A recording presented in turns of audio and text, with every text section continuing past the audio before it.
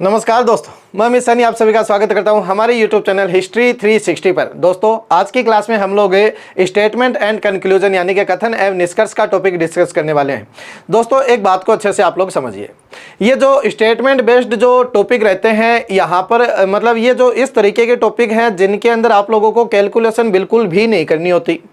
इन सवालों को सोल्व करने का तरीका या फिर इन टॉपिकों को सोल्व करने का जो तरीका है वो आप लोगों की सोच के ऊपर डिपेंड रहता है कि आप लोग क्वेश्चन को किस तरीके से, किस नज़रिए से देखने की कोशिश करोगे। जो आप लोगों की सोच जो होगी ना, वो यहाँ पर मेन जो रोल है वो प्ले करने वाली है। क्योंकि कथन और निष्कर्ष का टॉपिक आप लोगों को सामने दिखाई दे रहा होगा, उससे रिलेटेड क्वेश्चन आप लोगों को दिखाई दे रहा होगा। जब तक आप लोग दोस्तों निष्कर्ष का मतलब नहीं समझ सकते कि कंक्लूजन या फिर निष्कर्ष होता क्या है, तब तक आप लोग इस क्वेश्चन को सोल्व नहीं कर सकते। तो दोस्तों, ये ऐसे ही टॉपिक रहने वाले हैं जैसे कि इससे पहले वाली क्लास के अंदर हम लोगों ने डिस्कस किया था असर्शन एंड रीजन का टॉपिक डिस्कस किया था। उसके अंदर भी हम लोगों को कैलकुलेशन करने की आवश्यकता नहीं थी। सारा का सारा जो खेल था वो आप लोगों के जो जनरल नॉलेज जो आप लोगों को पता है, मतलब जीके का नॉलेज जो आप लोगों को है या फिर जनरल साइंस के बारे में जितना आप लोग जानते हो, वो सारी की सारी चीज़ें वहाँ पर आप लोगों को मदद कर रही थी। लेकिन दोस्तों, ये एक ऐसा टॉपिक है जिसके अंदर आप लोगों का जो ज्ञान है, जो ज्ञान रूपी जो समुद्र आप लोगों के अंदर जो भरा पड़ा है, उसको आप लोगों को यहाँ पर काम नहीं लेना। क्योंकि दोस्तों, कथन और निष्कर्ष का टॉपिक एक ऐसा टॉपिक है जिसके अंदर बच्चा आसपास की जितनी भी चीज़ों के बारे में जानता है या फिर जो बच्चे का जो जीके है वो कितना स्ट्रॉन्ग है, साइंस कितना स्ट्रॉन्ग है, वो सारी की सारी चीज़ें यहाँ पर काम नहीं देने वाली। क्योंकि कथन और निष्कर्ष का मतलब यही होता है कि कथन आप लोगों ने पढ़ा, केवल और केवल कथन को पढ़ने के बाद ही आप लोगों को निष्कर्ष पे जाना होता है। निष्कर्ष की जांच करनी होती है कि वो सही है या फिर गलत है। यहाँ पर आप लोगों का जो नॉलेज है, जितना भी आप लोगों ने पहले कितनी भी चीज़ों के बारे में समझा है, पढ़ा है, वो सारा का सारा यहाँ पर काम नहीं देता। इससे पहले वाले टॉपिक की अगर मैं बात करूँ तो असर्शन एंड रीजन की, वहाँ पर वो सारी की सारी चीज़ें आप लोगों को मदद कर रही थी क्वेश्चन को सोल्व करने में।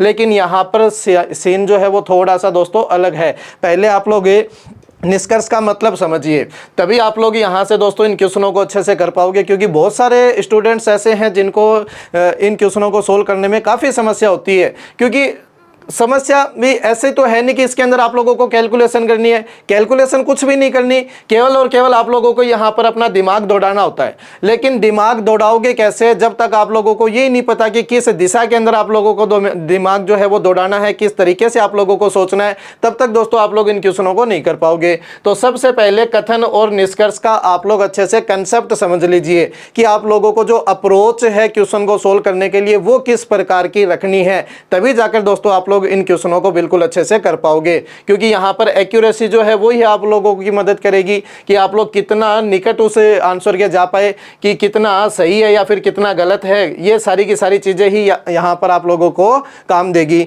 तो सबसे पहले कथन और निष्कर्ष का कंसेप्ट दोस्तों आप लोग समझिए। क्वेश्चन जिस तरीके से मैंने लिखा है इसी तरीके से आप लोगों के एग्जाम में भी आएगा। आप लोगों को दोस्तों एक कथन दिखाई देगा, कथन दिखाई देने के बाद में आप लोगों को नीचे निष्कर्ष लिखा हुआ दिखाई देगा। निष्कर्ष जो होते हैं वो लगभग तो दोस्तों दो ही होते हैं। हाँ, बाई चांस ऐसा हो सकता है कि दो से ज़्यादा निष्कर्ष भी आप लोगों को देखने को मिले, लेकिन बहुत कम चांसेज में ऐसा होगा। लगभग जो क्वेश्चन आते हैं वो दो निष्कर्ष के ऊपर ही पूछे जाते हैं। इन दो निष्कर्ष के आधार पर ही यहाँ पर आप लोगों को 5 तरीके के ऑप्शन दिखाई दे रहे हैं। यहाँ पर मैंने 5 तरीके के ऑप्शन लिखे हैं क्योंकि ये जो टॉपिक होते हैं वो ऐसे टॉपिक है जिनमें 5 तरीके के ऑप्शन बनाए जा सकते हैं। लेकिन दोस्तों आपके जो एग्जाम है उसके अंदर इनमें से कोई भी 4 जो ऑप्शन होंगे वो ही आप लोगों को दिखाई देंगे। हाँ, ऑप्शन बनते 5 तरीके से हैं, लेकिन अपने एग्जाम में जो है वो कोई भी 4 ऑप्शन यहाँ से उठाए जा सकते हैं। तो देखिए दोस्तों, हो क्या सकता है, अगर कोई ऐसी कंडीशन बनी जिसके अंदर केवल आप लोगों का पहला जो निष्कर्ष है वो सही हुआ, दूसरा निष्कर्ष आप लोगों का गलत हुआ, तो आप लोग ऑप्शन कौन सा चुनोगे?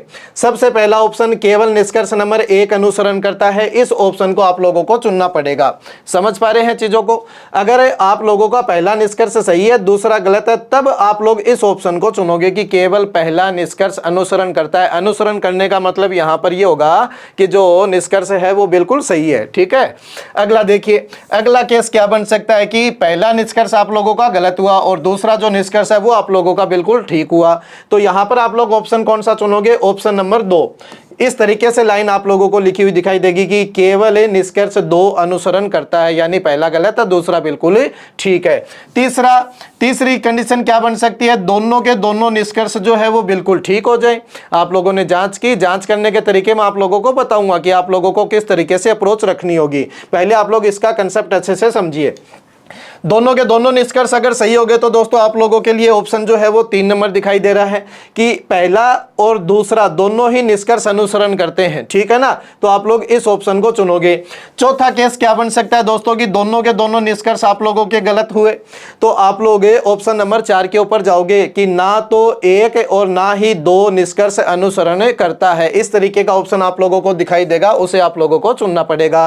5 नंबर जो ऑप्शन है दोस्तों वो है आइदर और का, वो है या वाली स्थिति का। कभी कभार होता क्या है कि निष्कर्ष के अंदर भी पूरक जोड़े जो है वो बन जाते हैं। तो पूरक जोड़ों का मतलब ये होगा कि दोनों बातों को एक साथ गलत भी नहीं किया जा सकता और दोनों बातों को एक साथ सही भी नहीं किया जा सकता, यानी उन दोनों में से कोई ना कोई एक चीज सत्य होगी, लेकिन वो कौन सी होगी वो हमें नहीं पता। तो ऐसी ही सिचुएशन में दोस्तों क्या चुना जाता है, आइदर और वाला ऑप्शन जो होगा वो चुना जाएगा, या तो निष्कर्ष नंबर 1 या निष्कर्ष नंबर 2 अनुसरण करेगा। लेकिन दोस्तों ये जो ऑप्शन है वो ये मान लीजिए कि 1% ऐसा चांसेस होगा जब आप लोगों को इस ऑप्शन के ऊपर जो है वो क्वेश्चन आप लोगों को मिलेगा। लेकिन हाँ, ये जो चारों है ये आप लोगों को बिल्कुल दिखाई दे सकते हैं, इनके ऊपर कोई भी क्वेश्चन पूछा जा सकता है। इसके बनने के चांसेस बहुत कम है, बन सकता है, मना नहीं करेंगे, लेकिन बनने के जो चांसेस है वो काफ़ी कम है, ठीक है ना। इतना आप लोग समझ गए कि कौन सा ऑप्शन कब आप लोगों को चुनना है। अब आप लोग दोस्तों सबसे पहले क्या करोगे, निष्कर्ष का मतलब समझो। निष्कर्ष होता क्या है, क्योंकि जब तक आप लोग निष्कर्ष का मतलब ही नहीं समझोगे तब तक आप लोगों को क्या पता होगा कि कौन सा निष्कर्ष सही है और कौन सा निष्कर्ष गलत होगा। तो दोस्तों निष्कर्ष होता क्या है, निष्कर्ष किस निष्कर्ष को आप लोग सही करोगे। तो दोस्तों निष्कर्ष का मतलब क्या है कि आप लोगों ने अपने जीवन में किसी व्यक्ति से कोई भी बात सुन ली, XYZ कोई भी बात आप लोगों ने सुनी, उस बात को सुनने के बाद में आप लोगों ने रिजल्ट क्या निकाला, या फिर उस बात के आधार पर आप लोग क्या कह सकते हो। जिस चीज़ के बारे में आप लोग कह सको, जिस चीज़ की आप लोग गारंटी ले सको, वो जो चीज़ होगी वही आप लोगों का निष्कर्ष बनता है। निष्कर्ष का मतलब होता है दोस्तों रिजल्ट है। निष्कर्ष का मतलब क्या होगा, रिजल्ट, यानी किस रिजल्ट के ऊपर आप लोग पहुंचे हो, किस परिणाम के ऊपर आप लोग पहुंचे हो। कथन एक तरीके से सवाल की तरह दिखाई देगा, सवाल आप लोगों ने पढ़ने के बाद में आप लोग किस रिजल्ट के ऊपर पहुंच सकते हो वो आप लोगों का जो निष्कर्ष होगा बिल्कुल सही माना जाता है। या फिर दूसरे शब्दों में अगर मैं ये कहूँ तो दोस्तों ये समझिए कि परिणाम या फिर निष्कर्ष का मतलब ये होगा कि उस चीज के आधार पर हम लोग कह क्या सकते हैं। यानी कथन पढ़ा आप लोगों ने बिल्कुल अच्छे से, कथन के आधार पर आप लोग क्या कह सकते हो वो आप लोगों का निष्कर्ष होता है। और निष्कर्ष दोस्तों कौन कौन सा निष्कर्ष ऐसा होगा जिसको आप लोग सही मानोगे, तो समझिए पहली चीज तो कि जो भी निष्कर्ष आप लोगों को दिया गया है वो निष्कर्ष कथन से बिल्कुल संपर्क करना चाहिए, यानी कथन के अंदर समाहित होना चाहिए। प्रत्यक्ष रूप से कथन के अंदर से वो निष्कर्ष निकलना जरूरी है, यानी कथन के अंदर जो कही गई बात है केवल और केवल उसी के आधार पर उस निष्कर्ष को निकाला जाना जरूरी है, तभी वो निष्कर्ष कहला सकता है, वरना फिर वो निष्कर्ष सही नहीं माना जाएगा। दूसरी चीज आप लोग इनको एक चीज समझिए कि जिस चीज की आप लोग गारंटी ले सको, 100% जो चीज सही मानी जाएगी, जिस चीज की आप लोग गारंटी ले सको वो चीज जो होगी वो दोस्तों निष्कर्ष जो होगा वो सही माना जाएगा। मतलब कहने का यह है कि आप लोगों ने कथन को पढ़ा, कथन के आधार पर आप लोग गारंटी लेकर इस चीज को आप लोग कह सकते हो क्या। अगर गारंटी लेकर इन चीजों को आप लोगों ने बोल दिया कि हाँ ये बात बिल्कुल ठीक होगी इस कथन के आधार पर, तो दोस्तों उसको आप लोग बिल्कुल सही मान सकते हो। जैसे एग्जाम्पल समझिए, अगर मेरे पास कोई बंदा आया और उसने मुझे ये बोला कि आज मैं मेले के अंदर जाकर आया हूँ, इसने मुझे ये बात बोली। तो दोस्तों इस चीज़ का मैं क्या मतलब निकालूंगा? इस चीज़ का मैं ये मतलब निकाल सकता हूं ना कि शहर के अंदर मेला लगा हुआ है। क्या ये निष्कर्ष नहीं निकलेगा? क्या ये परिणाम नहीं निकलेगा? उसने मुझे साफ साफ तो नहीं कहा, लेकिन उसकी जो बातें थी उसके हिसाब से मैं इस निष्कर्ष के ऊपर तो पहुंच ही सकता हूं। उसने मुझे कहा कि आज मैं मेले में जाकर आया हूं, तो इसका साफ साफ मतलब यही तो होगा कि शहर के अंदर मेला लगा हुआ है। पहुंचोगे कि नहीं पहुंचोगे इस निष्कर्ष के ऊपर? तो बस केवल दोस्तों आप लोगों को यही सोच रखनी है, इसी तरीके से आप लोगों को अप्रोच रखना होगा क्वेश्चन को सोल्व करते वक्त। बाकी दोस्तों ऐसा कोई लॉजिक नहीं है, ऐसा कोई पॉइंट नहीं है कि वो पॉइंट या वो लॉजिक मैं आप लोगों को बता दूं जिसके आधार पर सारे के सारे क्वेश्चन आप लोग बना पाओगे, ऐसा कुछ भी नहीं है। केवल यहां पर आप लोगों की सोच डिपेंड करेगी। आप लोग जितनी प्रैक्टिस कर पाओगे उतना ही आप लोग निखर कर आओगे। अगर आप लोगों ने अच्छी खासी प्रैक्टिस की है तो आप लोगों के जो क्वेश्चन है वो बिल्कुल सही बनने स्टार्ट हो जाएंगे। केवल आप लोगों को अपनी सोच को बदलना होगा। आप लोग अपनी सोच इस तरीके की बनाइए कि निष्कर्ष का जो मतलब है वो समझने की कोशिश कीजिए, क्योंकि निष्कर्ष का अगर मतलब आप लोग अच्छे से समझ गए तो दोस्तों आप लोगों को कहीं भी कोई परेशानी नहीं होगी। अब आप लोग क्वेश्चन की ओर चलिए, क्योंकि सारे के सारे क्वेश्चन हम लोग करेंगे तब आप लोगों की सोच जो है वो धीरे धीरे विकसित होती रहेगी। तभी आप लोग चीज़ों को धीरे धीरे समझ पाओगे। ठीक है, तो देखिए, लेकिन इतना बस याद रखना कि जो निष्कर्ष है वो केवल और केवल कथन के आधार पर ही आप लोगों को निकालना है। बाकी जितना भी आप लोगों के पास नॉलेज है, जितनी भी चीजों के बारे में आप लोग जानते हो, उन सभी चीजों को आप लोग बिल्कुल साइड में रखोगे। केवल कथन के आधार पर आप लोग ये बात कह सकते हो या नहीं कह सकते, केवल इतना सा दोस्तों आप लोगों को याद रखना है। ठीक है, तो देखिए कथन, पहला कथन क्या बोला गया है कि आर्थिक विकास प्राप्ति के लिए लोगों को कठिन परिश्रम करना चाहिए। कथन के अंदर जो बात बोल दी गई उसको आप लोग 100% सत्य मानोगे, उसको आप लोग 100% सत्य मानोगे। इसने जो बोल दिया वो सत्य है। उसके आधार पर आप लोग ये चीजें कह सकते हो। अगर कह सकते हो तो सही होगी, अगर नहीं कह सकते तो वो गलत होगा। बस इतना ही कंसेप्ट है।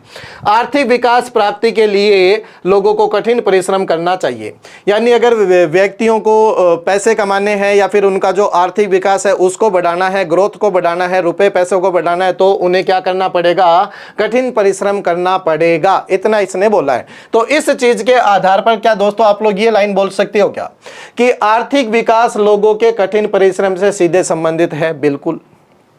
कथन के अंदर साफ साफ बोला गया कि अगर व्यक्तियों को आर्थिक विकास चाहिए तो उन्हें कठिन परिश्रम करना पड़ेगा। इसका साफ साफ मतलब यही तो है कि जो आर्थिक विकास होता है वो कठिन परिश्रम से सीधा सीधा संबंधित है। बिल्कुल सही बात है। पहला जो निष्कर्ष है वो बिल्कुल सही है। दूसरा देखिए, सभी लोगों द्वारा कठिन परिश्रम करना असंभव है।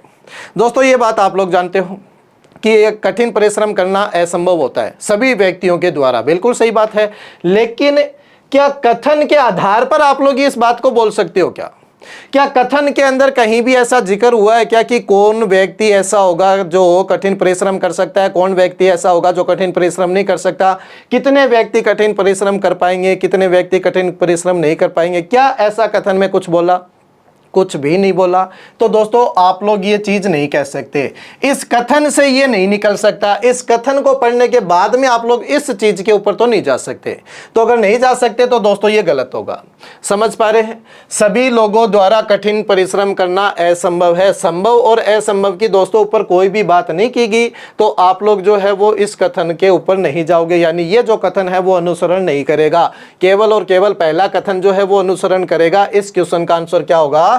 ऑप्शन नंबर ए, केवल निष्कर्ष नंबर 1 अनुसरण करता है, यानी वो केवल सही होगा। इस क्वेश्चन को आप लोग दोस्तों देखिए, क्या बोला गया है? परीक्षाओं में असफलता का एक कारण अनियमितता भी है, यानी जो बच्चा, जो स्टूडेंट ऐसा होगा जो अनियमित नहीं जाएगा वो बच्चा फेल हो सकता है, क्योंकि कथन से यही निकलता है परीक्षाओं में असफलता का एक कारण अनियमितता भी है। दूसरा देखिए, कुछ नियमित छात्र परीक्षाओं में असफल हो जाते हैं, यानी कि जो बच्चे कंटिन्यू स्कूल कॉलेज वगैरह जा रहे हैं वो बच्चे भी परीक्षाओं में फेल हो सकते हैं, ऐसा उसने बोला है। हो जाते हैं, असफल हो जाते हैं। कुछ नियमित छात्र भी परीक्षाओं में असफल हो जाते हैं। तो अगर इसने बोला है तो दोस्तों इन दोनों बातों को आप लोगों को 100% सत्य मानना पड़ेगा, क्योंकि कथन के अंदर जो भी बातें आप लोगों को बोली गई है उनको आप लोगों को 100% सत्य मानकर ही क्वेश्चन को सोल्व करना होता है। तो देखिए, इन दोनों बातों को पढ़ने के बाद में आप लोग इन नतीजों के ऊपर पहुंच सकते हो क्या? क्या आप लोग ये बातें कह सकते हो? अगर कह सकते हो तो सही होगा, अगर नहीं कह सकते तो ये गलत होगा। कि असफल होने वाले सभी छात्र अनियमित होते हैं। तो दोस्तों सभी छात्रों की तो बात ही नहीं कर रहा ना ऊपर है। सभी छात्र नियमित होंगे या फिर अनियमित होंगे ये हमें नहीं पता। हमें इतना पता है कि परीक्षाओं में असफलता का एक कारण अनियमितता भी होता है, यानी बहुत सारे बच्चे ऐसे फेल हो जाते हैं जो कंटिन्यू कॉलेज स्कूल नहीं जाते। दूसरा बोला गया कुछ नियमित छात्र परीक्षाओं में असफल हो जाते हैं, यानी कि जो कंटिन्यू बच्चा जाता है वो भी परीक्षाओं में फेल हो सकता है। तो दोस्तों यहाँ पर असफल होने वाले सभी छात्र नियमित होंगे ये आप लोग कभी नहीं कह सकते। इस चीज की गारंटी आप लोग ले सकते हो क्या? बताइए, ऊपर जो कथन दिखाई दिया उसके आधार पर इस बात की आप लोग गारंटी ले सकते हो क्या? गारंटी नहीं ली जा सकती। जब तक गारंटी नहीं लोगे, जब तक 100% सत्य नहीं होगा, तब तक निष्कर्ष अनुसरण नहीं करेगा। दूसरा देखिए, सभी सफल छात्र नियमित नहीं होते। तो दोस्तों सभी सफल छात्रों के बारे में भी तो ऊपर ज्ञात नहीं है कि सभी सफल छात्र जो है वो नियमित होंगे या फिर वो अनियमित होंगे, हमें नहीं पता। तो इस बात के ऊपर भी आप लोग नहीं जा सकते, यानी कि दोनों के दोनों जो निष्कर्ष है वो सही यहाँ पर सही नहीं होंगे। यानी कि आप लोगों का जो ऑप्शन होगा वो ऑप्शन नंबर 4 होगा, न तो निष्कर्ष 1 और न ही निष्कर्ष 2 अनुसरण करता है, यानी कि बोथ आर रॉन्ग है। ठीक है ना, दोनों गलत है। देखिए अगला क्वेश्चन। धीरे धीरे दोस्तों आप लोगों का कंसेप्ट बनेगा, धीरे धीरे आप लोग इन चीज़ों को धीरे धीरे समझते चले जाओगे और सारे के सारे क्वेश्चन बिल्कुल आसानी से फिर आप लोग बना सकते हो। आप लोगों को केवल अपनी सोच को विकसित करना है। वो देखिए, यदि वह बुद्धिमान है तो वह परीक्षा में उत्तीर्ण हो जाएगा। इसका मतलब परीक्षा में उत्तीर्ण होने के लिए बुद्धिमान होना जरूरी है कि नहीं है? दोस्तों निष्कर्ष आप लोग मत पढ़िए, एक बार केवल इतना सा कथन पढ़िए। आप लोगों को किसी व्यक्ति ने यह बात बोली कि यदि वह बुद्धिमान है तो वह परीक्षा में उत्तीर्ण हो जाएगा। इसका मतलब आप लोग क्या निकालोगे? जो मतलब निकलेगा वो ही आप लोगों का निष्कर्ष है। तो दोस्तों इसका साफ साफ मतलब यही निकलेगा ना कि परीक्षा में पास होने के लिए बुद्धिमान होना जरूरी है, क्योंकि साफ साफ बोला गया कि यदि वह बुद्धिमान है तो वह परीक्षा में पास हो जाएगा, वरना नहीं होगा। तो वह बुद्धिमान है तो वह परीक्षा में पास हो जाएगा, यानी परीक्षा में पास होने के लिए बुद्धिमान होना आवश्यक है। तो परीक्षा में उत्तीर्ण होने के लिए उसे बुद्धिमान होना चाहिए। सेम का सेम निष्कर्ष आप लोगों को मिला है। अभी भी मैं इसी चीज का जिक्र कर रहा था कि यहां से यही तो निष्कर्ष निकलेगा। तो दोस्तों ये बात तो बिल्कुल ठीक है, वह परीक्षा उत्तीर्ण कर लेगा। ये दोस्तों निष्कर्ष तो नहीं है। इस कथन से आप लोग ये निष्कर्ष तो नहीं निकाल सकते कि वो परीक्षा पास कर लेगा या फिर वो परीक्षा पास नहीं करेगा, क्योंकि अगर वो बुद्धिमान हुआ तो वो परीक्षा पास कर लेगा, और अगर वो बुद्धिमान नहीं हुआ तो वो परीक्षा पास करेगा या नहीं करेगा हमें नहीं पता, लेकिन वह परीक्षा उत्तीर्ण कर लेगा आप लोग ये नहीं कह सकते। इस कथन के आधार पर तो नहीं कह सकते, यानी केवल कथन निष्कर्ष जो है वो केवल एक ही सही होगा। आप लोगों का ऑप्शन जो है वो ऑप्शन नंबर ए बनेगा, केवल निष्कर्ष 1 अनुसरण करता है। अगला क्वेश्चन देखिए,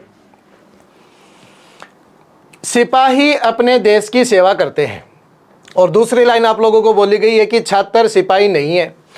ठीक है, इन दोनों चीजों के आधार पर ही आप लोगों को दोस्तों यहां पर रिजल्ट निकालना होगा। बाकी अलग से जितना भी आप लोग जानते हो उन सब चीजों को एक बार के लिए छोड़ देना। छात्र अपने देश की सेवा नहीं करते हैं। दोस्तों छात्र सिपाही नहीं है। अब एक चीज समझिए, बहुत सारे बच्चे ऐसे होंगे जो यहां पर इस चीज को बिल्कुल सही करेंगे, लेकिन दोस्तों ये सही नहीं है बिल्कुल भी। क्यों नहीं है उस चीज के पीछे आप लोग रीजन समझिए। सिपाही अपने देश की सेवा करते हैं, तो यहां से आप लोग क्या जानते हो कि जो भी सिपाही होगा ना, जो भी सिपाही होगा वो अपने देश की सेवा करेगा। आप लोग केवल इतना जानते हो, वो अपने देश की सेवा करेगा। अगर जो व्यक्ति सिपाही नहीं है वो देश की सेवा करेगा या नहीं करेगा इसके बारे में आप लोग कुछ भी नहीं जानते। क्यों नहीं जानते? क्योंकि यहां पर उस चीज का जिक्र ही नहीं हुआ। यहां पर केवल सिपाही के बारे में बोला गया कि जो सिपाही होगा वो अपने देश की सेवा करेगा, यानी कि आप लोग केवल सिपाही के बारे में जानते हो। जो सिपाही नहीं है उसके बारे में आप लोग कुछ भी नहीं जानते। तो आप लोग अपना दिमाग दौड़ाने मत लग जाना कि जो सिपाही नहीं है वो सेवा करेगा या वो सेवा नहीं करेगा, ऐसा कुछ भी नहीं जानते दोस्तों। केवल इतना सा जानते हो कि सिपाही अपने देश की सेवा करेगा, और छात्र सिपाही नहीं है। तो छात्र सिपाही नहीं है इस चीज के बारे में आप लोगों को पता चल चुका है। लेकिन दोस्तों छात्र जो है वो देश की सेवा करता है या वो देश की सेवा नहीं करता ये आप लोगों को नहीं पता, क्योंकि छात्र के बारे में तो कुछ नहीं कहना कि छात्र देश की सेवा करेगा या सेवा नहीं करेगा, ये हमें नहीं पता। हमें इतना पता है कि छात्र जो है वो सिपाही नहीं है। अगर ये सिपाही होता तो ये देश की सेवा करता, इस चीज़ की गारंटी थी। लेकिन ये सिपाही नहीं है, अब ये देश की सेवा करेगा या नहीं करेगा हमें नहीं पता। इसीलिए तो मैंने स्टार्टिंग के क्लास के स्टार्टिंग में आप लोगों को बोला था कि जितनी भी चीज़ें आप लोग अलग से जानते हो वो चीज़ें सारी की सारी यहाँ पर काम नहीं आएगी। यहाँ पर केवल और केवल कथन के आधार पर ही निष्कर्ष निकालना होता है। केवल इन 2 लाइनों के आधार पर ही आप लोगों को नीचे वाली चीज़ें जो है वो चेक करनी होगी। तो छात्र अपने देश की सेवा नहीं करते, मुझे नहीं पता अभी इस रिजल्ट को, मतलब इस निष्कर्ष को आप लोग सही नहीं कर सकते। यहाँ पर ये सही होगा या नहीं होगा गारंटी नहीं है। जब तक गारंटी नहीं ले सको तब तक दोस्तों इसको सही नहीं कर सकते। यानी आप लोग ये नहीं कह सकते ये रिजल्ट यहाँ से नहीं निकलेगा। कुछ छात्र अपने देश की सेवा करते हैं, सेम वही बात। आप लोग क्या जानते हो? केवल सिपाही अपने देश की सेवा करता है, आप लोग इतना जानते हो। सिपाही के अलावा कोई व्यक्ति करता है या नहीं करता आप लोग नहीं जानते। तो कुछ छात्र अपने देश की सेवा करते हैं, हमें नहीं पता। ये निष्कर्ष जो है वो यहाँ से नहीं निकलेगा। दोनों के दोनों जो निष्कर्ष है वो यहाँ पर रॉन्ग हुए। तो धीरे धीरे मेरे ख्याल से आप लोग चीज़ों को समझना स्टार्ट कर रहे हो। धीरे धीरे आप लोगों का कंसेप्ट जो है वो बिल्डअप हो रहा होगा कि किस तरीके से आप लोगों को एग्जाम में अप्रोच रखनी है। दोस्तों मैं बार बार एक ही चीज़ कह रहा हूँ कि केवल और केवल आप लोगों को कथन पढ़ना है। कथन के अलावा आप लोग किसी भी चीज़ के बारे में नहीं जानते। कथन के अंदर जो बात समाहित है वो आप लोगों का निष्कर्ष निकलेगा। कथन के हिसाब से अगर जिस चीज़ की गारंटी ले इसको वो निष्कर्ष बिल्कुल सही माना जाएगा। समझ गए? अगला क्वेश्चन देखिए। साहसी व्यक्तियों का भाग्य भी साथ देता है। दोस्तों साहसी व्यक्तियों का भाग्य भी साथ देता है, तो साहसी व्यक्ति का यहां पर मतलब क्या होगा? क्या साहसी व्यक्ति वो होगा जिसके मतलब जो बंदूक लेके खड़ा है, जो तलवार लेके खड़ा है, लड़ने को तैयार है? वो नहीं है। साहसी व्यक्ति का मतलब होगा जो किसी भी काम को करने में जोखिम उठाता हो, वो व्यक्ति यहाँ पर साहसी कहलाएगा। समझ पा रहे हैं? आगे देखिए निष्कर्ष में क्या दिया गया है कि कायर व्यक्ति अपनी मृत्यु से पहले भी कई बार मर जाता है। तो दोस्तों ऊपर क्या कायर व्यक्ति की कोई बात हुई है क्या? तो आप लोग जब तक कायर व्यक्ति की बात ही नहीं करेगा कथन के अंदर, तो आप लोग कायर व्यक्ति के ऊपर कैसे निष्कर्ष निकाल सकते हो? निष्कर्ष वही होता है जो कथन के अंदर पूर्ण रूप से समाहित होता है। कथन से प्रत्यक्ष रूप से निकलेगा, सीधा सीधा कथन से जो है वो उसका कनेक्शन बना रहेगा। ठीक है ना? तो यहाँ पर कायर व्यक्तियों का जिक्र चल रहा है। कायर व्यक्ति के बारे में हम लोगों को कथन के अंदर कुछ भी नहीं दिया गया, तो हम लोग भी अपनी तरफ से कोई रिजल्ट नहीं बनाएंगे, इसलिए ये गलत हुआ। किसी भी सफलता के लिए जोखिम उठाना जरूरी है, बिल्कुल सही बात है। कथन का मतलब भी तो यही है ना कि साहसी व्यक्तियों का भाग्य भी साथ देता है। भाग्य साथ देने का मतलब दोस्तों किस्मत का चमकना नहीं है। यहाँ पर भाग्य साथ देने का मतलब ये होगा कि आप लोगों ने जो लक्ष्य जो टारगेट करके चले थे, जिस चीज़ के बारे में आप लोग सोचकर चले थे, वो आप लोगों को प्राप्त हो गया। और कब प्राप्त हुआ? जब आप लोगों ने साहसी व्यक्तियों वाला काम किया, यानी किसी भी काम को करने से आप लोगों ने कतराया नहीं, किसी भी काम को करने से पहले आप लोग डरे नहीं, तब आप लोगों को अपना जो लक्ष्य है वो प्राप्त हुआ। इस कथन का मतलब ये है। तो किसी भी सफलता के लिए जोखिम उठाना जरूरी है, साफ साफ यही मतलब निकल रहा है इस कथन से। यानी कि कथन निष्कर्ष नंबर जो 2 है वो अनुसरण करेगा, केवल निष्कर्ष नंबर 2 ही अनुसरण करता है। समझ पाए? अगला क्वेश्चन देखिए। राकेश राजेश से वरिष्ठ है। राकेश राजेश से वरिष्ठ है। वरिष्ठ होने का मतलब दोस्तों बड़ा। राजेश से क्या होगा? बड़ा होगा राकेश। और राजेश राहुल से वरिष्ठ है, यानी जो राजेश होगा वो राहुल से बड़ा होगा। कथन के आधार पर हम लोग इस नतीजे के ऊपर पहुंचे कि ये सबसे बड़ा है, ये फिर बीच में है और ये छोटा है। ठीक है? अब देखिए आप लोगों को निष्कर्ष क्या पूछा गया है। राकेश राहुल से वरिष्ठ है। राकेश राहुल से वरिष्ठ है, बिल्कुल ठीक है। बिल्कुल आप लोग इस नतीजे के ऊपर पहुंच सकते हो, इस निष्कर्ष को आप लोग निकाल सकते हो, बिल्कुल ठीक बात है। 100% आप लोग गारंटी भी ले सकते हो इस चीज़ की कि जितना हमें बोला गया उसके हिसाब से हम लोग इस रिजल्ट के ऊपर पहुंच सकते हैं, यानी ये बिल्कुल ठीक है। दूसरा क्या बोला गया? राहुल राकेश से वरिष्ठ नहीं है। तो राहुल राकेश से वरिष्ठ नहीं है, बिल्कुल सही बात है। ये भी यहाँ से यही तो रिजल्ट निकलता है। तो दोस्तों ये एक ऐसा क्वेश्चन है जहाँ से आप लोगों को जो कथन और निष्कर्ष का कंसेप्ट है वो बिल्कुल आसानी से समझ में आ जाएगा। कथन में क्या बोला गया? राकेश राजेश से बड़ा है। राकेश जो है वो राजेश से बड़ा है, ठीक है। आगे क्या बोला गया, राजेश राहुल से बड़ा है, यानी राजेश जो है वो राहुल से बड़ा होगा। तो इसके अकॉर्डिंग तो यही चीज बन सकती है कि राहुल सबसे छोटा है, राकेश सबसे बड़ा है और राजेश जो है वो इन दोनों के बीच की एज का होगा। तो दोस्तों राकेश राहुल से वरिष्ठ है, बिल्कुल सही बात है। राकेश जो है वो राहुल से बड़ा है, बिल्कुल ठीक बात है। राहुल राकेश से छोटा है, वरिष्ठ नहीं है यानी कि छोटा है। राहुल जो है वो राकेश से छोटा है, ये भी बिल्कुल ठीक बात है। तो जब इतना कथन हमें दिया गया तो उससे ये दो रिजल्ट तो आप लोग निकाल ही सकते हो ना। तो ये दोनों के दोनों रिजल्ट सही है, यानी कि बोथ आर करेक्ट। कथन नंबर निष्कर्ष नंबर 1 और 2 दोनों अनुसरण करते हैं। यहाँ से आप लोगों का कंसेप्ट जो है वो बिल्कुल अच्छे से समझ में आप लोगों को आ जाएगा कि किस तरीके से आप लोगों को अप्रोच रखनी होती है। आगे देखिए, सभी कौवे काले हैं, कुछ काली वस्तुएं सुंदर हैं। दोस्तों आप लोग यहाँ पर वेन डायग्राम का यूज भी कर सकते हो। इस क्वेश्चन के अंदर आप लोग वेन डायग्राम का यूज कर सकते हो, क्योंकि कथन निष्कर्ष ये तो अलग टॉपिक आप लोगों को दिखाई दे रहा है। एक टॉपिक ऐसा भी होता है कथन निष्कर्ष का जिसके अंदर आप लोगों को वेन डायग्राम बनाने की आवश्यकता होती है, जिनको वेन डायग्राम के आधार पर आप लोग सोल्व करते हो। हालांकि उसके अंदर कथन दिखाई देता है, नीचे निष्कर्ष दिखाई देता है, लेकिन उस टॉपिक को आप लोग सिलोक्स के नाम से जानते हो। उस टॉपिक को आप लोग किस नाम से जानते हो दोस्तों, सिलोक्स के नाम से जानते हो। वो सिलोक्स का टॉपिक होता है जो वेन डायग्राम के आधार पर सोल्व किया जाता है, यानी वेन डायग्राम के अंदर जो चीज सही होगी उस निष्कर्ष को आप लोग बिल्कुल सही मानते हो। लेकिन उस चीज का यूज आप लोग यहां भी कर सकते हो, क्योंकि ये इसी प्रकार का क्वेश्चन दिखाई दे रहा है। देखिए, अगर वेन डायग्राम से ना करना चाहो तो केवल आप लोग इन चीजों को याद रखिए कि सभी कौवे काले हैं। उसने क्या बोला कि सभी कौवे काले हैं, यानी कोई भी कौवा ऐसा नहीं बचेगा जिसका कलर जो है वो अलग होगा, क्योंकि उसने साफ साफ बोल दिया सभी कौवे काले हैं। और कुछ काली वस्तुएं दोस्तों सुंदर है। अब कुछ काली वस्तुएं सुंदर है, उन कुछ वस्तुओं के अंदर कौवे आए या नहीं आए आप लोगों को नहीं पता। समझ पा रहे हो चीजों को, क्योंकि कथन को अगर आप लोगों ने अच्छे से पढ़ा तो आप लोग सारी चीजें आसानी से बना पाओगे। सभी कौवे काले हैं, ये बात फिक्स हो चुकी है। कुछ काली वस्तुएं सुंदर है, ये बात भी फिक्स हो चुकी है। लेकिन उन कुछ काली वस्तुओं में कौवे आएंगे या नहीं आएंगे वो आप लोगों को नहीं पता, क्योंकि यहां पर उस चीज का कोई जिक्र नहीं हुआ। आ भी सकता है, नहीं भी आ सकता। आगे देखिए क्या बोला गया है, कुछ कौवे सुंदर है। तो दोस्तों अगर कुछ काली वस्तुओं के अंदर कौवे आ गए तो वे सुंदर होंगे, अगर वो नहीं आए तो वो सुंदर नहीं होंगे। लेकिन सही करूं या गलत करूं डाउट लग रहा है ना। जब तक आप लोग 100% गारंटी नहीं ले सकते तब तक आप लोग इसको सही नहीं कर सकते। सही नहीं कर सकते इसका मतलब ये गलत होगा, यानी पहला जो निष्कर्ष है वो तो यहां से नहीं निकाला जा सकता। दूसरा देखिए, कुछ सुंदर वस्तुएं काली है, बिल्कुल ठीक बात है।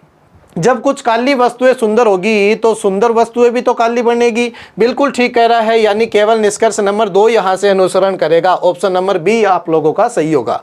अगला क्वेश्चन देखिए, जब तक हमारा देश आर्थिक समानता और राजनीतिक स्वतंत्रता प्राप्त नहीं कर लेता तब तक लोकतंत्र निरर्थक है। ठीक है, राजनीतिक स्वतंत्रता और लोकतंत्र साथ साथ चलते हैं। तो दोस्तों क्या आप लोग इस कथन को पढ़ने के बाद में ये चीज कह सकते हो क्या कि राजनीतिक स्वतंत्रता और लोकतंत्र साथ साथ चलते हैं? आप लोग कथन को वापस पढ़िए, जब तक हमारा देश आर्थिक समानता और राजनीतिक स्वतंत्रता प्राप्त नहीं कर लेता तब तक लोकतंत्र निरर्थक है। इसका मतलब लोकतंत्र जो है वो इन चीजों के ऊपर तो डिपेंड करेगा ही, आर्थिक समानता और राजनीतिक स्वतंत्रता, क्योंकि जब तक ये दोनों चीजें आप लोग प्राप्त नहीं करोगे तब तक लोकतंत्र का मतलब नहीं है। इसका मतलब लोकतंत्र जो है वो साफ साफ इन दोनों चीजों से रिलेट करता है, इन दोनों चीजों से संबंधित होगा। तो राजनीतिक स्वतंत्रता लोकतंत्र के साथ साथ चलते हैं, बिल्कुल ठीक बात है। राजनीतिक स्वतंत्रता और लोकतंत्र साथ साथ चलते हैं, बिल्कुल ठीक बोला गया, कथन के आधार पर ही तो निकला है। अगला देखिए, आर्थिक समानता और राजनीतिक स्वतंत्रता एक दूसरे से संबंधित है। क्या दोस्तों इन दोनों चीजों के लिए आप लोगों को कुछ बोलना है क्या? आर्थिक समानता और राजनीतिक स्वतंत्रता ये दोनों आपस में एक दूसरे से संबंधित है या नहीं है? क्या आप लोगों को कथन में ऐसा कुछ बोला गया है? कुछ भी नहीं बोला गया। कथन के अंदर केवल जितना बोला गया उससे आप लोग एक चीज तो आसानी से निकाल सकते हो कि आर्थिक समानता और राजनीतिक स्वतंत्रता, ये दोनों चीजें इससे लिंक करेगी।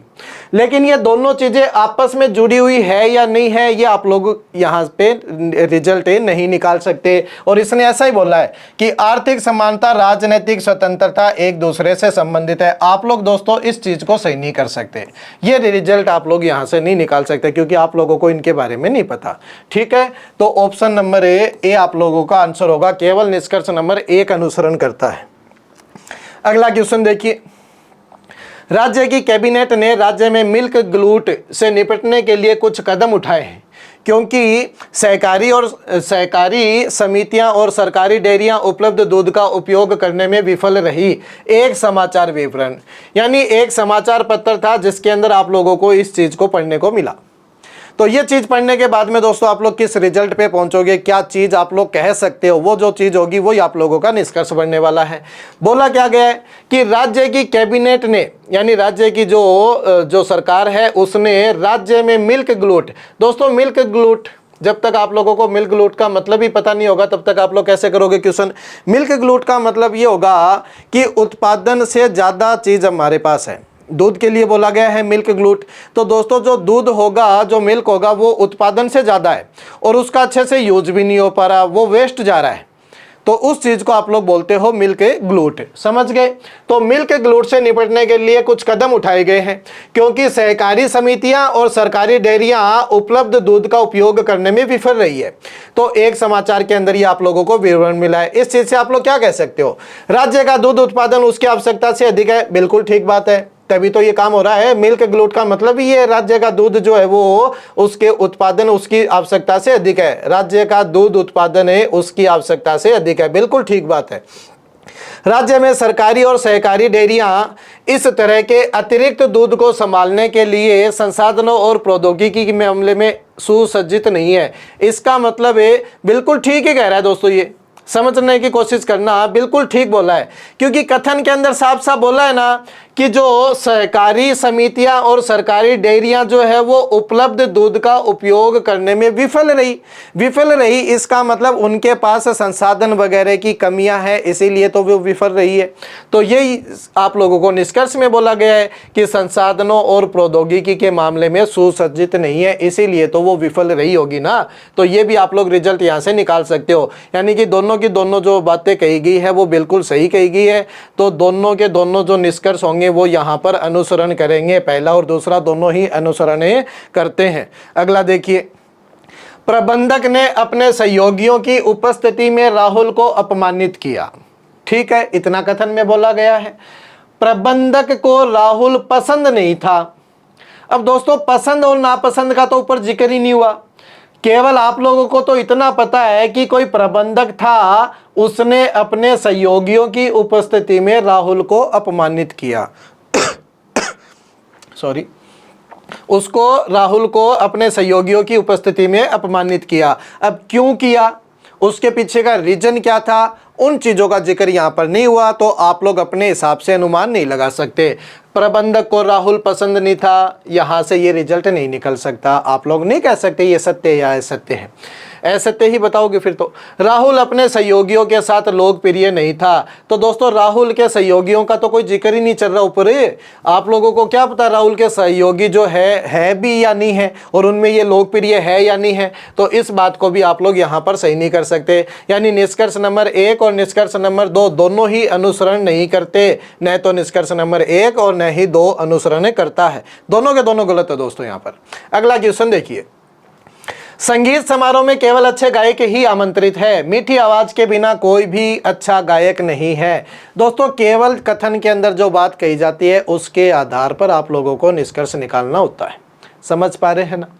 संगीत समारोह में केवल अच्छे गायक ही आमंत्रित है, इसका मतलब किसी और को आमंत्रण नहीं भेजा। जो अच्छा गायक होगा वो ही संगीत समारोह में आने वाला है। मीठी आवाज के बिना कोई भी अच्छा गायक नहीं है, यानी अच्छा गायक वही होगा जिसकी आवाज मीठी होगी। मीठी आवाज के बिना कोई भी अच्छा गायक नहीं है, साफ साफ इसने बोला। तो इन 2 चीजों के बारे में आप लोग जानते हो। आगे देखिए, जिन गायकों की मीठी आवाज नहीं होती उन्हें संगीत समारोह में आमंत्रित नहीं किया गया है। बिल्कुल सही बोला गया है भी, ऊपर साफ साफ कहा गया कि संगीत समारोह में केवल अच्छे गायक ही आमंत्रित है। और अच्छे गायक की इसने डेफिनेशन भी दे दी कि अच्छा गायक कौन होगा, मीठी आवाज के बिना कोई भी अच्छा गायक नहीं है। इसका मतलब है मीठी आवाज वाले हैं अच्छे गायक होते हैं। तो जिन गायकों की मीठी आवाज नहीं होगी यानी वो अच्छा गायक तो नहीं होगा, उन्हें संगीत समारोह में आमंत्रित नहीं किया गया। बिल्कुल ठीक बात है, इस चीज के ऊपर आप लोग जा सकते हो। संगीत समारोह में आमंत्रित सभी गायकों की मीठी आवाज है। बिल्कुल सही बात है, क्योंकि संगीत समारोह के अंदर अच्छे गायकों को ही बुलाया गया था और अच्छे गायक वो होते हैं जिनकी आवाज़ मीठी होगी। तो संगीत समारोह में आमंत्रित सभी गायकों की मीठी आवाज़ तो होना लाजमी है दोस्तों, ठीक है ना। ये दोनों की दोनों बातें ठीक है, यानी ऑप्शन नंबर सी यहाँ पर आप लोगों का बिल्कुल करेक्ट होगा। समझ पा रहे हैं। अगला क्वेश्चन देखिए, आर्थिक विपत्तियों के वर्तमान समय में शिक्षा व सीमित परिवार के आदर्श ही राष्ट्र को समृद्धि की ओर अग्रसर करेंगे। इतना बोला गया है दोस्तों।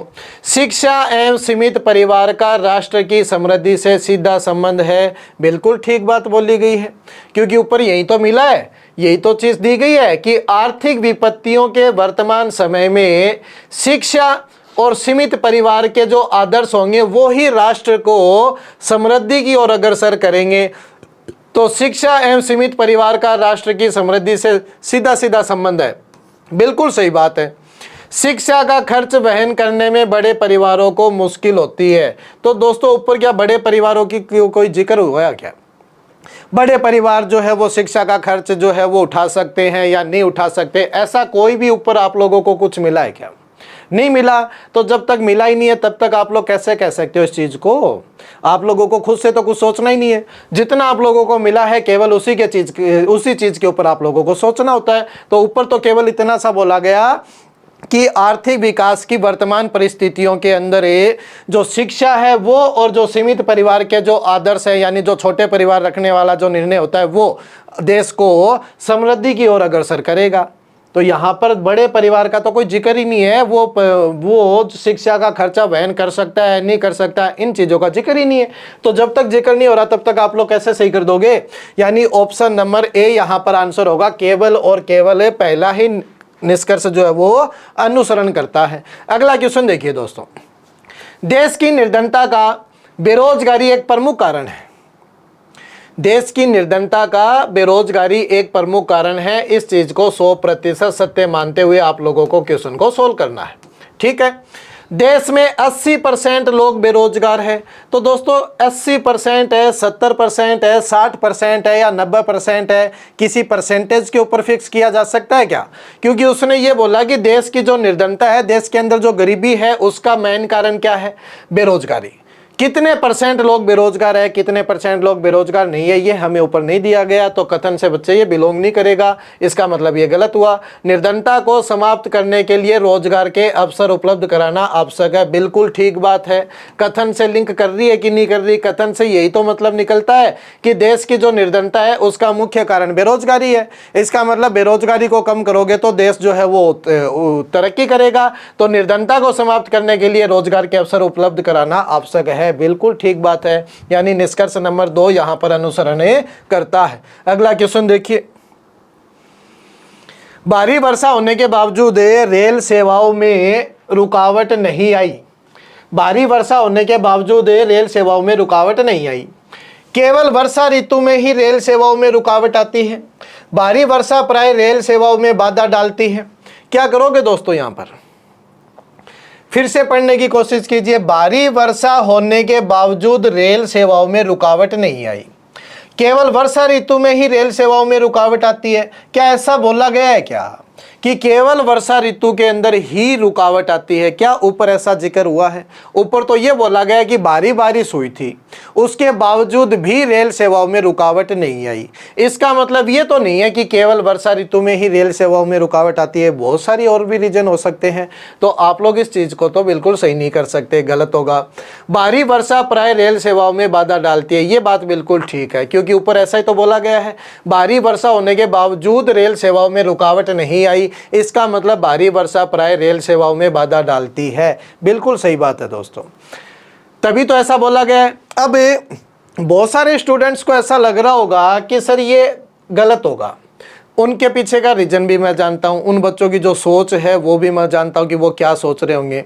उनके दिमाग में ये चल रहा होगा कि सर यहाँ पर ऐसा तो बोला ही नहीं है कि रेल जो भारी वर्षा है उसकी वजह से रेल सेवाओं में बाधा आती है। ऊपर तो बोला गया कि भारी वर्षा होने के बाद में भी रेल सेवाओं में बाधा नहीं आई। ऊपर तो बात कर रहा है नहीं आने की, और आप इसको कर रहे हो कि बारिश की वजह से रेल सेवाओं में बाधा आती है। इसको आप लोग सही कर रहे हो। दिमाग में ये चलता है, मुझे पता है। लेकिन दोस्तों एक चीज़ को आप लोग अच्छे से समझने की कोशिश करना। मैंने आप लोगों को एक लाइन लिखी, मैंने आप लोगों को ये बोला कि कोई टीम है, ठीक है ना, किसी टीम ने एक दिवसीय मैच में, यानी वनडे मैच, ठीक है ना, वनडे मैच में 100 रन, किसी टीम ने वनडे मैच में 100 रन, किसी टीम ने वनडे मैच में 100 रन बनाने के बाद भी जीत हासिल की, जीत हासिल की।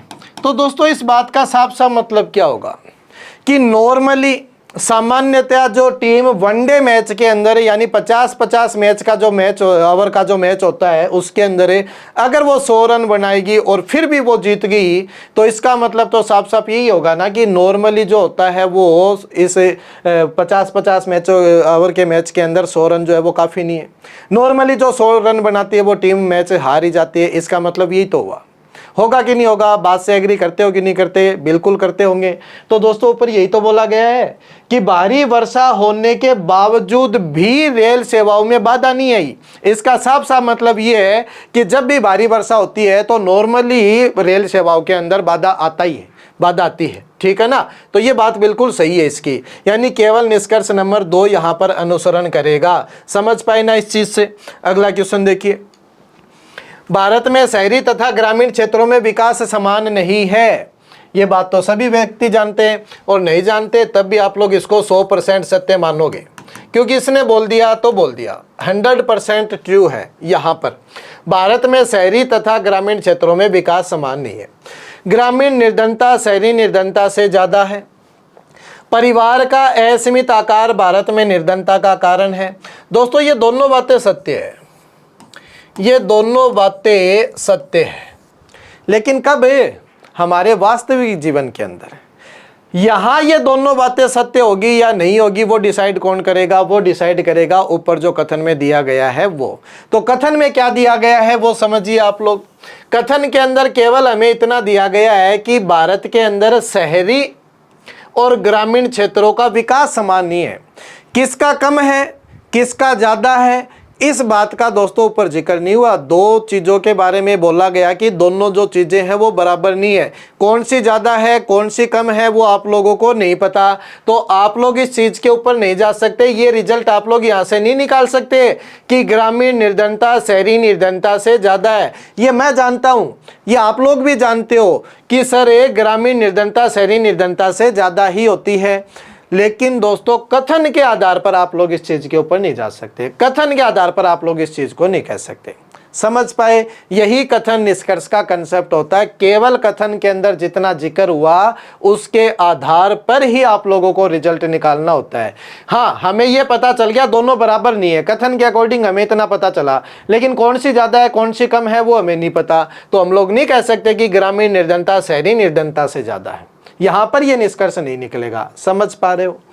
परिवार का असीमित आकार भारत में निर्धनता का कारण है। तो दोस्तों ऊपर रीजन बताया है क्या? क्या ऊपर रीजन बताया है? रीजन नहीं बताया तो आप लोग भी तो नहीं कह सकते ना कि असीमित आकार जो है वो भारत में निर्धनता का कारण है, क्योंकि बात बिल्कुल ठीक है। हम लोग जानते हैं कि ये कारण है निर्धनता का, लेकिन इस कथन के आधार पर आप लोग इस चीज़ को सही नहीं कर सकते। तो दोस्तों ना तो निष्कर्ष नंबर 1 और ना ही निष्कर्ष नंबर 2 अनुसरण करता है। ये इस क्वेश्चन का आंसर होगा। अगला क्वेश्चन देखिए, समझ पा रहे हैं ना?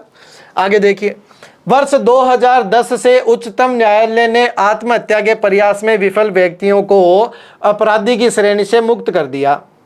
ठीक है, अब प्रत्येक व्यक्ति आत्महत्या की कोशिश करेगा, ये थोड़ी ना दोस्तों रिजल्ट निकलेगा।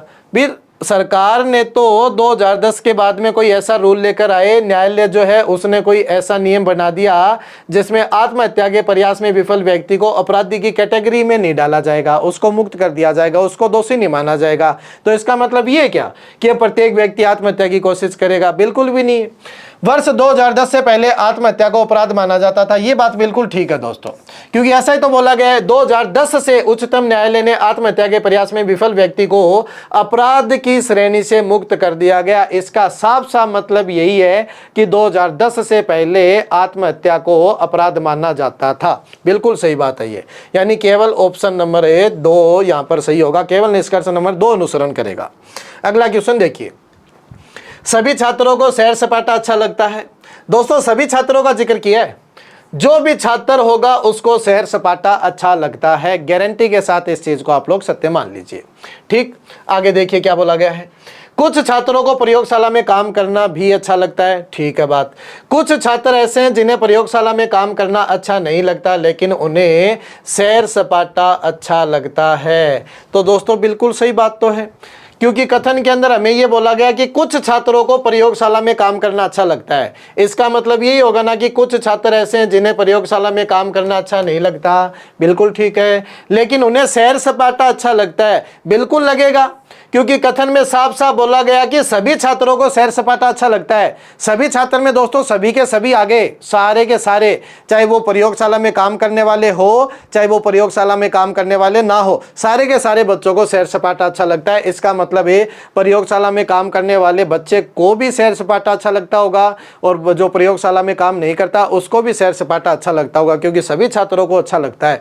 तो कुछ छात्र ऐसे हैं जिन्हें प्रयोगशाला में काम करना अच्छा नहीं लगता, बिल्कुल ठीक है, लेकिन उन्हें सैर सपाटा अच्छा लगता है। बिल्कुल सही बात बोली गई है, बिल्कुल ये सही बात बोली गई है, समझ गए। आगे देखिए, जिन छात्रों को प्रयोगशाला में काम करना अच्छा लगता है उन्हें सैर सपाटा भी अच्छा लगता है। बिल्कुल ठीक बात है, सैर सपाटा तो सभी को अच्छा लगेगा ना, चाहे वो प्रयोगशाला में काम करे चाहे वो प्रयोगशाला में काम ना करे, सभी को अच्छा लगता है। ऑप्शन नंबर सी होगा, पहला और दूसरा दोनों ही अनुसरण करते हैं। बिल्कुल समझ पाए दोस्तों यहां से आप लोग। आगे देखिए अगला क्वेश्चन, समय और भाग्य किसी का इंतजार नहीं करता, समय पर किसी का नियंत्रण नहीं है। बिल्कुल ठीक बात है, समय और भाग्य किसी का इंतजार नहीं करता। इसका साफ साफ मतलब यही तो है कि समय के ऊपर किसी का कंट्रोल नहीं है, तभी तो वो इंतजार नहीं करता। समय और भाग्य किसी का इंतजार नहीं करता, समय पर किसी का नियंत्रण नहीं है। बिल्कुल ठीक बात है दोस्तों। ये अतीत के बुरे अनुभवों को भूलकर जीवन में आगे बढ़ना चाहिए। भी कथन के अकॉर्डिंग तो ये बात सत्य लग रही है, क्योंकि समय और भाग्य किसी का इंतजार नहीं करता। इसका मतलब आप लोग क्या निकालोगे कि समय जो है वो कभी भी रुकता नहीं है, और भाग्य कभी भी आप लोगों का अच्छा हो सकता है। भाग्य जो है वो कभी भी आप लोगों का साथ दे सकता है। भाग्य और समय के ऊपर किसी का भी कंट्रोल नहीं है। तो आप लोग समय को लेकर या फिर किन्हीं चीज़ों को लेकर एक साथ नहीं बैठ सकते। आप लोगों को जीवन में आगे तो बढ़ना ही पड़ेगा।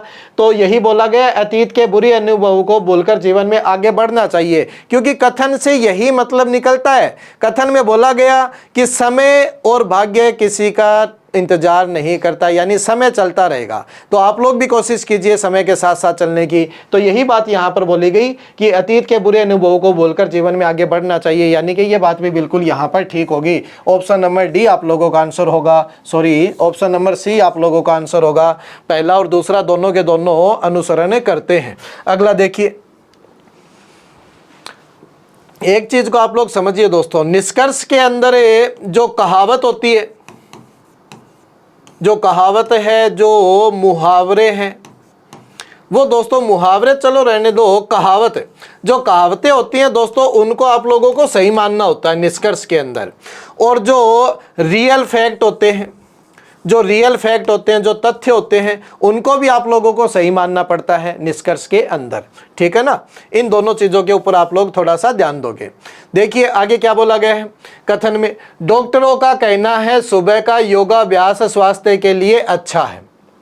ठीक है, सुबह का योगाभ्यास अच्छे स्वास्थ्य का एकमात्र तरीका है। दोस्तों ये जो एकमात्र तरीका है, ये यहां पर रिजल्ट नहीं निकाल सकते, क्योंकि आप लोग थोड़ा सा सोच के देखिए कि भाई कुछ बच्चे ऐसे सोचेंगे कि सर जो ऊपर बोला गया है वही तो यहाँ बोला गया है कि डॉक्टरों का ये कहना है कि सुबह का जो योगाभ्यास होता है वो स्वास्थ्य के लिए अच्छा होता है, और निष्कर्ष में भी ये बोला गया कि सुबह का योगाभ्यास अच्छे स्वास्थ्य का एकमात्र तरीका है। अब कुछ मेरे दोस्त ऐसे होंगे जो एकमात्र तरीके के ऊपर ध्यान नहीं देंगे, लेकिन दोस्तों एकमात्र, ओनली, केवल, जो केवल वर्ड होता है, एकमात्र जो वर्ड होता है वो थोड़ा सा नेगेटिविटी की तरफ लेकर जाता है।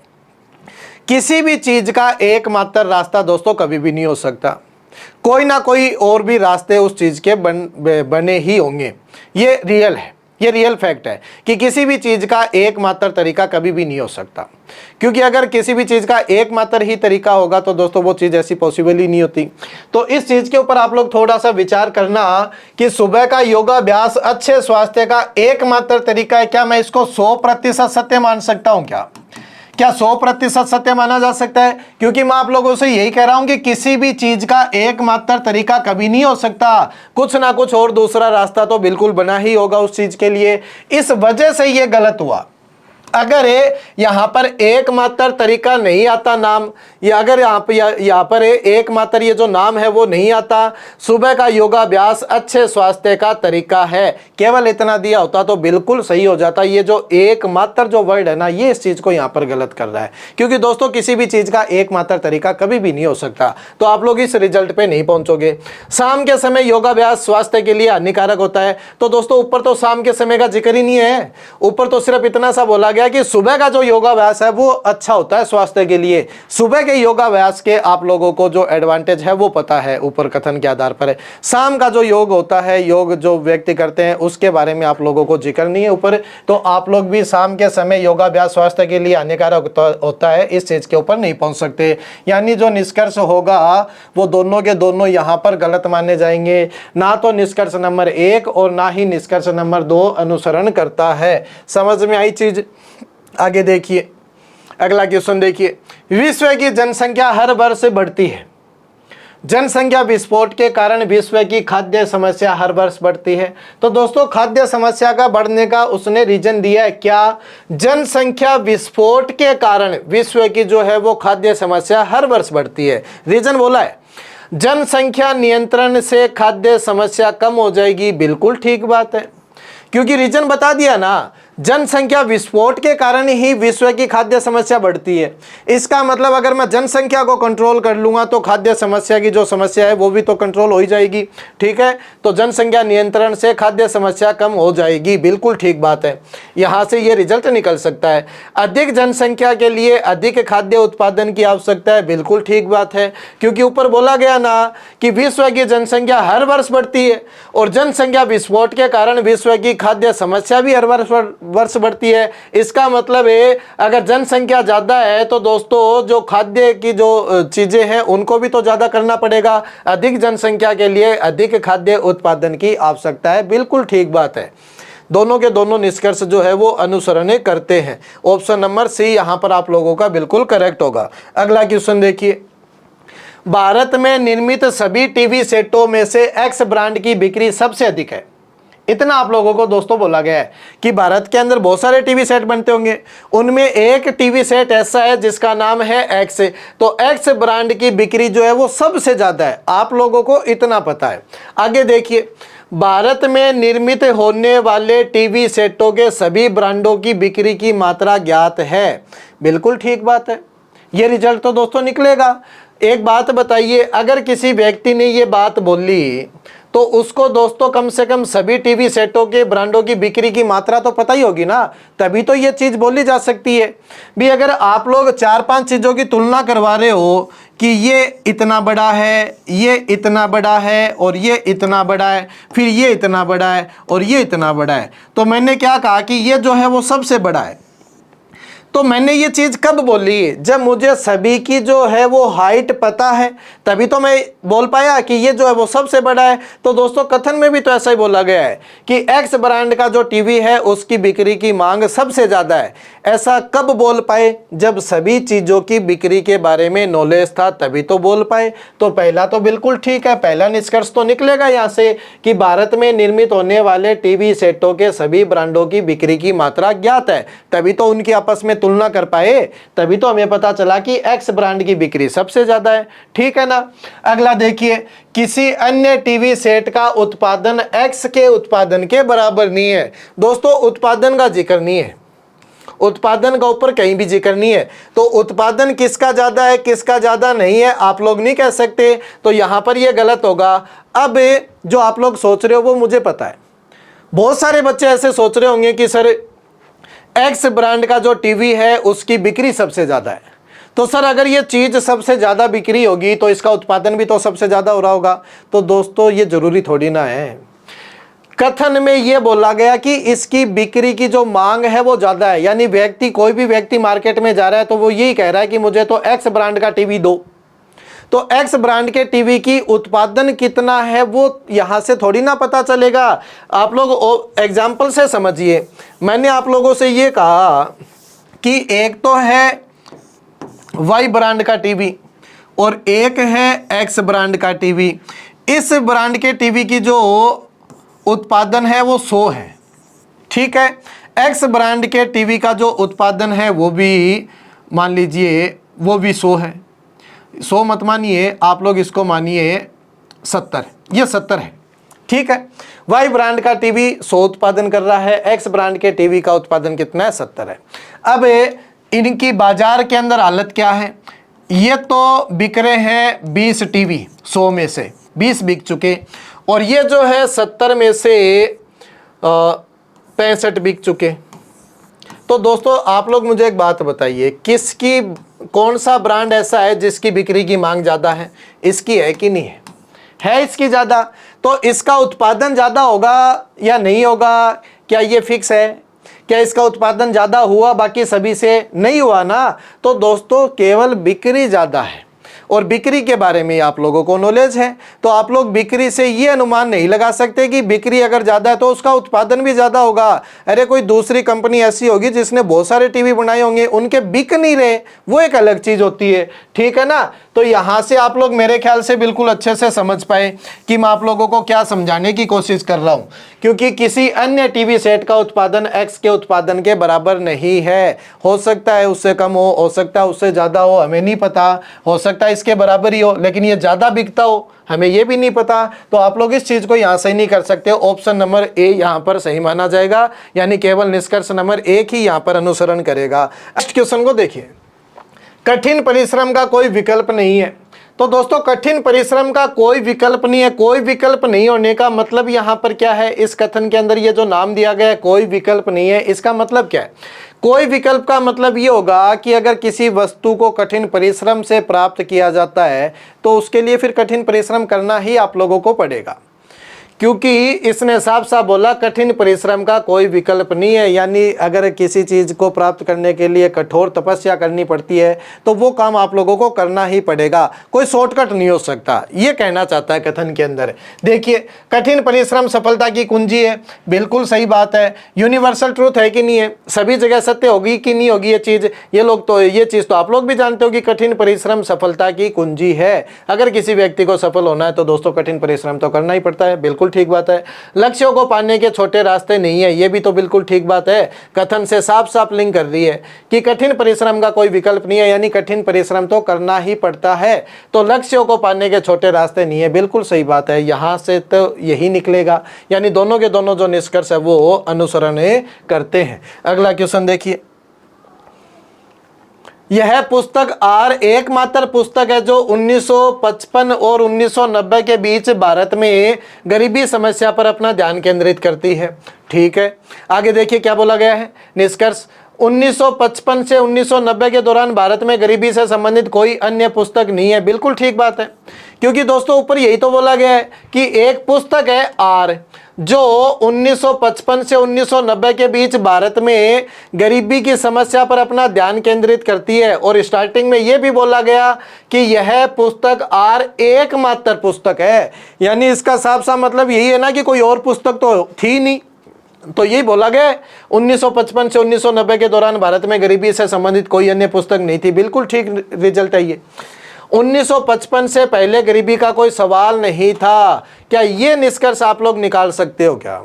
1955 से पहले क्या था, 1990 के बाद में क्या होगा, ये हमें नहीं पता। हमें सिर्फ इतना सा पता है, कथन में सिर्फ इस चीज का जिक्र है कि 1955 से 1990 के बीच में एक पुस्तक आई थी और केवल एक ही पुस्तक थी, वो आर नाम से, जो भारत के अंदर गरीबी से रिलेटेड चीजों को दर्शाने का काम करती है। केवल हमें इतना पता है। अब 1955 से पहले गरीबी का कोई सवाल था या नहीं था, हमें नहीं पता। 1955 से 1990 के दौरान भारत में गरीबी से संबंधित कोई अन्य पुस्तक नहीं थी, ये बात बिल्कुल ठीक होगी यहां से। यानी निष्कर्ष नंबर केवल एक अनुसरण करता है। अगला क्वेश्चन देखिए, भारत में शीर्ष 12% परिवारों द्वारा साझा राष्ट्रीय आय का 40% है। भारत में शीर्ष 12% परिवारों द्वारा साझा राष्ट्रीय आय का 40% है। दोस्तों लैंग्वेज ऐसे ही आती है एग्जाम में। अब कुछ बच्चे तो इस लैंग्वेज को समझ पाए, लेकिन कुछ बच्चों की ये लैंग्वेज ही मेरे ख्याल से समझ में नहीं आई होगी। क्वेश्चन ये कहना चाहता है, कथन ये कहना चाहता है कि भारत के अंदर जितने भी लोग रहते हैं उनमें से केवल और केवल 12% जो परिवार है ना, उनके पास पूरे देश का 40% जो पैसा है वो उन्हीं के पास है। 40% जो पैसा है वो उन्हीं के पास है। 40% जो रुपए हैं वो उन्हीं के पास है। 100% रुपए हैं। अब 100% रुपए में से 40% रुपए तो केवल 12% लोगों के पास है। पीछे जो 88% जो परिवार बच गए उनके पास टोटल में से केवल और केवल 60% ही बचा है। ये कहना चाहता है क्वेश्चन। अब आगे देखिए, जब कोई अर्थव्यवस्था तेजी से बढ़ती है तो आबादी के कुछ हिस्सों में धन की एकाग्रता होती है। दोस्तों इस बात से मैं एग्री हूं।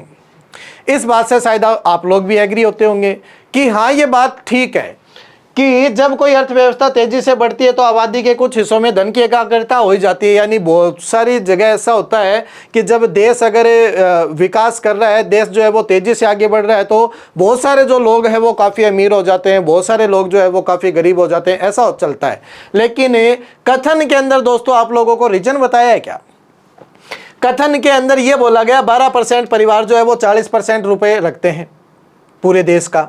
लेकिन उसके पीछे रीजन क्या है, उसके पीछे का कारण क्या है? क्या आप लोगों को कारण डिस्कस हुआ ऊपर? नहीं हुआ तो आप लोग भी यहाँ पर ये कारण नहीं बता सकते, क्योंकि अर्थव्यवस्था का ऊपर कोई जिक्र ही नहीं है। जब तक एक कथन के अंदर किसी चीज का जिक्र ना हो तो आप लोग वहां पर रिजल्ट वाव नहीं निकाल सकते। आगे देखिए क्या बोला गया है, भारत में राष्ट्रीय आय असमान रूप से वितरित है। ये बात तो दोस्तों बिल्कुल ठीक है, हमें साफ साफ दिखाई दे रहा है। 12% लोगों के पास 40% पैसा है और 88% लोगों के पास जो है वो 60% पैसा है, तो एक समान रूप से तो वितरित है ही नहीं। तो इसका साफ साफ मतलब यही है ना, भारत में राष्ट्रीय आय असमान रूप से वितरित है। बिल्कुल ठीक बात है। यानी ऑप्शन नंबर ए बी यहां पर सही होगा। केवल निष्कर्ष नंबर 2 अनुसरण करता है। दोस्तों आज की क्लास यहां तक ही थी। मैंने अपनी तरफ से पूरी कोशिश की है कि आप लोगों को इसका जो कंसेप्ट है वो बिल्कुल अच्छे से समझा पाऊँ।